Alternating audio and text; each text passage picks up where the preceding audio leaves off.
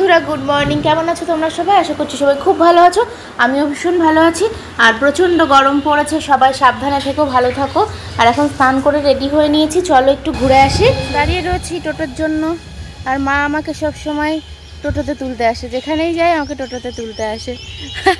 আমার তো মেয়ে, হ্যাঁ একা যাবে, সেই তো, তাহলে একা যাবে, ওর জন্য আমাকে টোটোতে আগাতে আসে।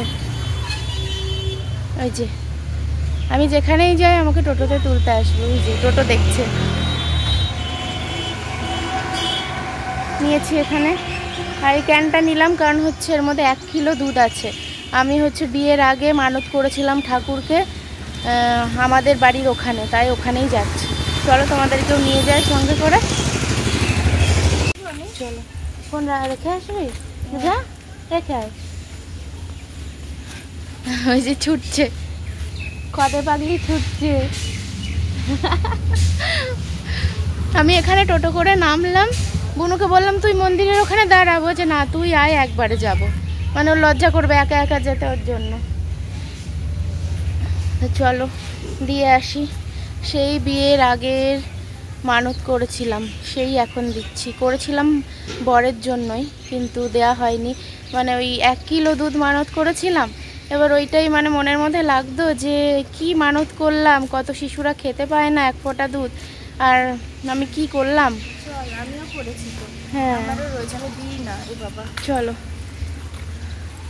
ভগবান তো আর চাইনি, আমরাই বলেছি, তাই না? আমার চোখ মুখ ফুলেছে দেখ। হ্যাঁ চলো, দিদির জন্য কান্না করেছে তাই। এই যে সেই আমার ছোটবেলার মন্দির, কিন্তু ঠাকুর পাল্টে গেছে এখন। আগে সাদা ঠাকুর ছিল।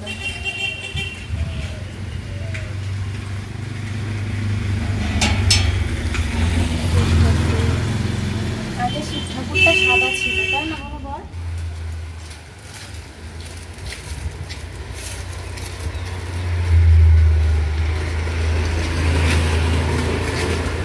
সেলাইটা ব্যাগের মধ্যে হয়ে গেছে, ভিজে যাবে তাই।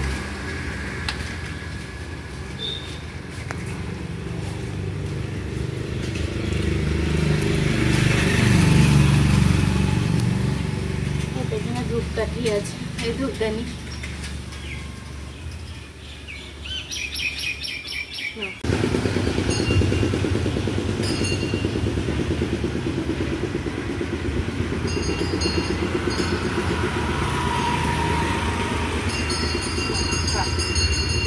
তো পুজো টুজো দিয়ে ওই বাড়িতে গেছিলাম, ওই বাড়িতে গেলাম, মা বাবুর সাথে দেখা করলাম, একটু শরবত টরবত খেয়ে আবার চলে এসেছি এ বাড়িতে। তো এটা দেখে বুঝতে পারছো এটা কি জিনিস বলো তো দেখি, এটা কি? বেশ ডিজাইনটা দারুণ লাগছে, তাই না? তো চলো দেখি এই কি জিনিস, এবার বুঝতে পারছো কি? নারকেল। জল শুকিয়ে গেছে, ফ্রিজে ছিল, পুরো ওরকম হয়ে গেছে। আর এমনিতেও নারকেল যদি ডিপ ফ্রিজে রেখে দাও, মানে নারকেল ওই মালা শুদ্ধ ছাড়িয়ে, তাহলে জল শুকিয়ে এরকমই হয়ে যায়। তো নারকেলটা দারুণ টেস্ট হয়েছে, জলটা যেহেতু শুকিয়ে গেছে, নারকেলটা মানে পুরো মিষ্টিটা পুরো অ্যাবজর্ব করে নিয়েছে। আর এদিকে এখন সাবু কলা এগুলো খাবো। নীল পুজোর দিনও এরম করেই খেয়েছিলাম। তো আমি তো মাখিয়ে খাই না, চটকে মটকে আমার ভাল লাগে না, মানে ঘেন্না করে।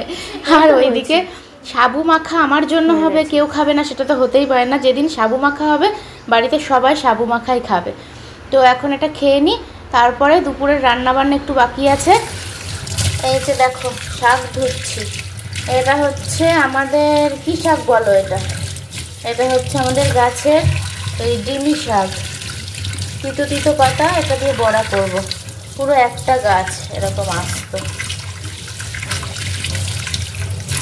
এটা ভালো করে বেছে, চুল টুল আছে কিনা।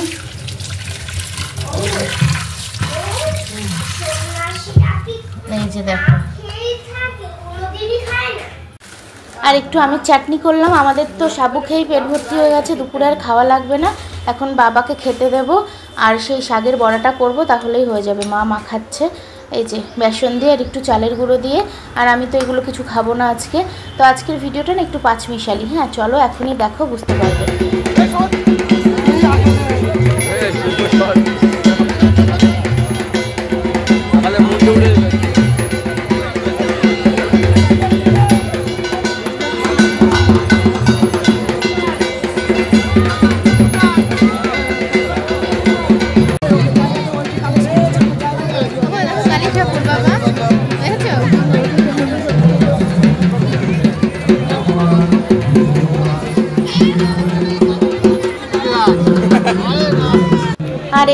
চড়ক পুজোর ভিডিওটা তোমাদের সাথে শেয়ার করা হয়েছিল না, করে রেখেছিলাম।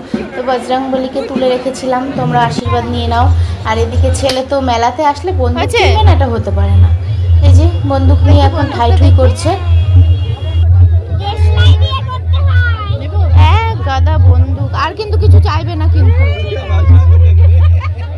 ছেলে তো প্রথমে ওই মিকি মাউসে উঠেছিল, উঠে নিয়ে ভীষণ ভয় পাচ্ছিল, তারপর আবার এখানে এসে লম্ফঝম্প করছে। এটাতে একটু লাফানি কম হচ্ছে ওর জন্য। তো যাই হোক, এখন বাড়িতে ফিরবো। এই যে এখন ভুট্টাকে পোড়ানো হবে। ছেলে ভুট্টা খেতে ভীষণ ভালোবাসে, আর ঠান্ডা লাগবে ওর জন্য ওকে আইসক্রিম কিনে দিলাম না।